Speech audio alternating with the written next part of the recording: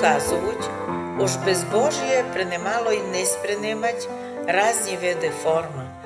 А яд безбожія виходить усе єден і тот же.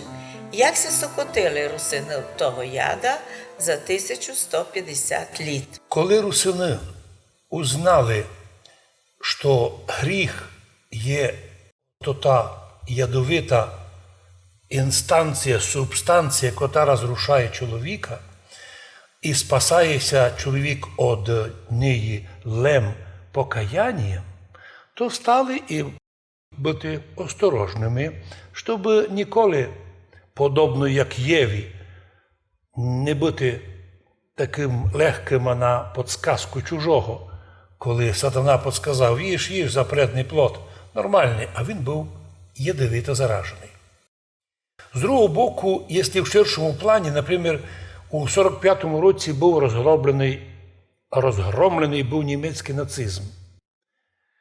І, якщо чесно, то перед нашими русинами умирав також нібито самостоятельно і комунізм. Но нам все видить, що це все форми політичного существування одного і того же матеріалізму, безбожія. Просто речі, різновидності ідеологічного безбожія, доведеного до логічного приділа, а пак і абсурда.